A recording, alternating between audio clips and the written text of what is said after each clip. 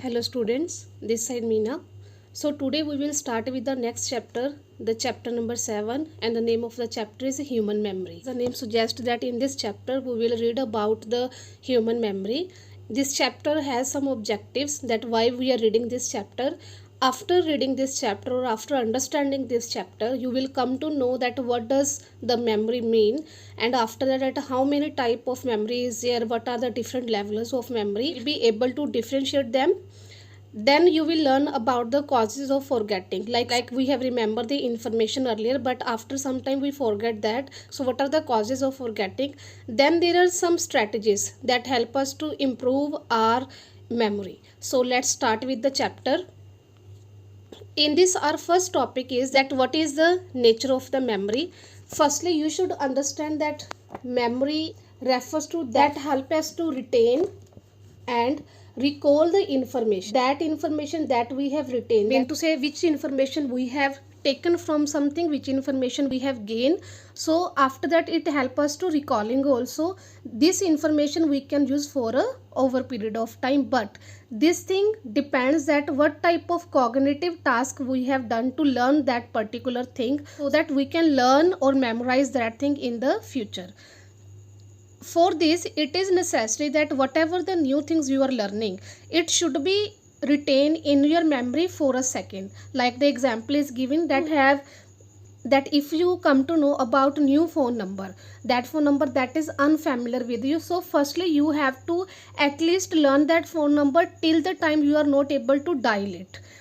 In the same way, you can take the example like if one teacher tell you that you have to call that student from the another class, so till that class, in which class child is studying, till that class or from your class, you have to remember the name of the child. So mean to say for a second you have to retain that information in your mind, so that you can use that information in the future also. Now we are having three levels of the memory by which we can use the information that is retained by us. First stage is the encoding. Encoding mean to say that which information we are taking, that information should be recorded, mean to say that information should be understand very well by us, so that we can use that information in the future. In this they are saying that whenever an external stimulus impinges, mean to say affect whatever is happening in our outside environment, when it affects our sensory organ, then what happen, it generates one impulse that is named as a neural impulse, mean to say our neurons got the information, then this information received by different parts of the brain, it helps in the encoding this information that we are receiving, then we try to generate the meaning from that, so that we can use this information for the future. After this, the another stage came, that is known as a storage. This is our second stage. In this, what we do, the information that we have encoded, that information we store, so whenever the information is needed, we are able to retain our information from our storage. Then is the third, retrieval, which information we have earlier encoded and after that we have stored them. Now suppose that this is the time that we need that information, so the process by which we are able to use that information, that is known as a recovery, that we are able to recover that information from our memory, that is known as a retrieval. This refers to the bringing the stored information to the awareness, so that we can use it for performing various cognitive tasks. Like here we can take the example, like you have done your mathematics concept in the kindergarten and in the primary section. There what you have learned about the basic concepts, basic formulas. In 10th standard you are not doing all the basic formulas in the same depth, but still the information is understood by you, mean to say encoded by you, and after that information is stored in your memory. Whenever you need that type of basic formulas in your mind, you know about them and your memory able to retrieve that all information, so that you can use it in your 9th or 10th standard. This is known as a retrieval. This is all about our three levels of memory. Next topic is information processing approach. In this, firstly we will read about the stage model. what they are talking about, that earlier the memory is only meant for to store the information. After that, whenever we need it, then we can use it. So it is seen as a storehouse where we keep all the information, and after that we can retrieve it. Actually, now these days we are considering our human memory as a computer memory. Like computer, what computer does, computer register the information, store the information, and after that computer is able to manipulate the large amount of information. It depends at which type of information we want from the computer. In the same way, you know that computer has a two type of memory. First one is the temporary memory and the permanent memory, that we called as a RAM and a ROM. So computer also has some program commands. On basis of that, the computer give us the outputs. In the same manner, they are saying that human beings too register the information, store the information, and after that manipulate the information. But the manipulation and the information that we are using, it depends that which type of task we are performing and which type of information we are needed. Suppose if you are doing the mathematical sum, then you need such type of operation like division and subtraction. In this, you also know about the Punjabi, you also know about the English, but only you need about the mathematical relating operations. So our memory is able to carry out that information only to us that we needed. So it will activate only that information so that we can use it and we can receive the output. Is given by in 1968 by the Atkinson and the Shiffrin. This is known as a stage model. After that, our next topic is memory systems, in which we will talk about our three types of memory. First one is the sensory, then short term memory, and the long term memory. Firstly, we will talk about according to the stage model, where we are talking about the three memory system. Let's discuss about the sensory memory. You should clear this thing in your mind that these all three memories has different features, they perform different type of functions. Let's discuss our first memory, that is known as a sensory memory. As the name suggests that it is related with our senses. So due to our senses we got the information. This has a very short duration, like you can say that less than a second. In this, that our memory system register the information, mean to say it is taking the information from the stimulus or from the environment. How? By the senses. Okay, so this is refers to as a sensory memory. In this, we are getting that type of information which is exactly copy of the stimulus that we have seen, mean to say the replica. Okay, like maybe you have observed in your day-to-day life also, it depends on the visual after image. Visual after image mean to say, suppose you have seen one image, like they have given you the example, the trail of the light that stays after the bulb is switched off. Like you are in a room where the light is there, but after some time when the light is switched off, just for a second you still can visualize that image that you are able to see in the light. So this is known as a visual after image. It happens just less than a second also.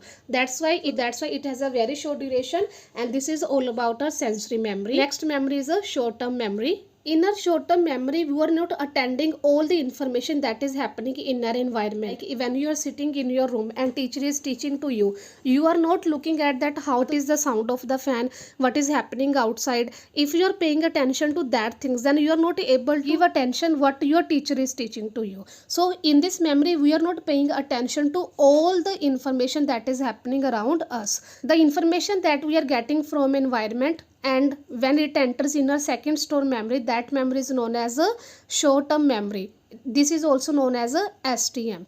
This memory holds the information for a brief period of time. It can be a 30 second or a less. In this, the Shiffrin and the Atkinson has said that this memory is primarily encode that type of things that are in terms of sound. If these things are not rehearsed, so say these things are not remembered by our memory again and again, then the information will lose from the STM in less than a 30 second. After this, we are having another concept, that is a long term memory. As we have already discussed that this memory is a stay long time in information that entered from STM into the short term memory to the long term memory, that information stay here for the permanent. So it is a permanent house for all the information, like what you have taken in the morning, how you have celebrated your first birthday, how you spent your day when you met your friends last time. So all these memories enter in the long term memory. This information not easily be forgotten by us. In this, all the information is encoded semantically. Semantically mean to say, in this we are taking the meaning of the information that we are carrying from the from our environment. If any information is forget or this memory is unable to retrieve the information, it only because of the forgetting. That these are the some structure the stage model. Still now some questions are in our mind, that how one information from one memory to another memory travel. One notion that is known as a control processors. This monitor the function that how information flows from memory to the another memory. So now we will try to discuss in detail. As we have already discussed that our information only enters in our STM into the short-term memory, which information is selected by our sensory memory. After that it comes under the STM. This information is known as a selective attention. Our memory is not able to attend all the information or pay attention to all the information that is happening in our environment. For this we can take one example. We will go with the same example that I have earlier told you. Suppose your teacher is teaching in the class and you are listening to the teacher. It is difficult to you to pay your full attention to the full concept that your teacher is teaching to you. So what you will do on your part, you will just take the main points that teacher is teaching you. You will take only the main points that are taught by your teacher, and the another concept that is also taught by your teacher, that will be fade. Why it will fade? Because you have not given much attention to that part. You have only selected some information by paying your concentration to particular information. That's why it enters in your STM. This is also known as a selective attention. After that what happened, this information will also be fed with the passage of time if you will not maintain the rehearsals.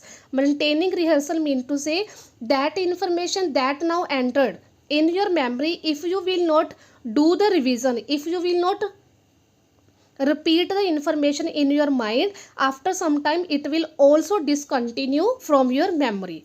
This is a process of our control processor which operate in the STM. Processes are there that can expand the capacity of our memory. In this first one is our chunking. What in this we try to remember the information by doing the parts. For example, if you are asked to remember the digit that is given in your book, then it will be difficult for you. If you will make the chunks of this like 1947, after that 1949, then 2004, then it can be remembered very easily by putting this information in chunks. So by this you can also remember the information, like in the same year in 1947 got the independence. In the same year what happened, the tsunami hit the coastal regions of the India and the Southeast Asian countries. So this is known as a chunking. Our next is the elaborative rehearsals. As we know that our information from STM2 enters in the long term memory. So what happened, as we have already discussed about the maintenance rehearsal, that in this we have to carry out the information that is already exist in the STM in a repetition form. So rehearsals are needed there so that we can retain that information in our memory. So this are retained information that is already in our STM. That information is connected to the already existing information. Mean to say new information is connecting with already existing information in the long term memory. For example, if we know the meanings of the word compassion, truth, benevolence, then it will be very easy to understand the word that is the humanity. We will consider these words the existing information and humanity will be our new word. In the same manner we can learn that 6 into 2 will be 12. 12 is our new information. If it will be easy to learn if we know that what is the meaning of 6 and what is the meaning of 2. So we easily understand that 6 into 2 will be 12. Here 12 will be our new information and our already existing information will be the concept of multiply. How you can connect your existing information with the new information, that will determine that this information will be the part of your permanent memory or not. we can make so many association with the previous learning and the new learning. There is a one example that is given to you in the figure 7.1. just have a look on that.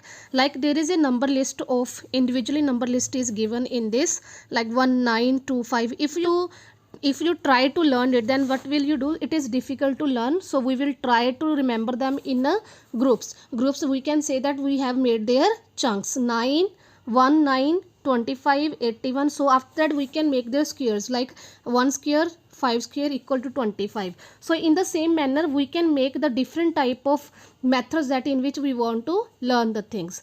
Earlier it was shown that in the stage model of memory, STM only have the information that is related with the acoustically mean to say the audio information we are getting it as, and the LTM is only taking the information that is in a semantic form. Semantic form mean to say that it is taking that information in the permanent memory which words we can understand and which has a meaning. In the STM we are gaining the information mostly with the senses. So after some time the experiment shows that semantically information can be recorded in STM also and acoustically in the LTM also. There was one study is shown by the Selleck and Warrington in the year of 1970. They stated that the man named KF who met with an accident and what damaged in that accident left side of his cerebral hemisphere. Then what happened that his long-term memory was still intact. He remembered that what is stored in the long-term memory, but his short-term memory was seriously affected. As the stage model suggested that information in the long-term memory always go from the STM. So here the question arises, and then how the long-term memory is normal. Then this study shows that whether the information in our STM memory where the information stays only for a few seconds, or whether our information in the long-term memory. Clearly understood from that we cannot separate the memory stores, but all the evidence that conceptualize on the basis of this incident, the permanent memory is having the store of all information and STM pass out the information to the LTM. So this is all about for this video. In our next video we will talk about our next topics. Till the time, try to understand this concept. Thank you.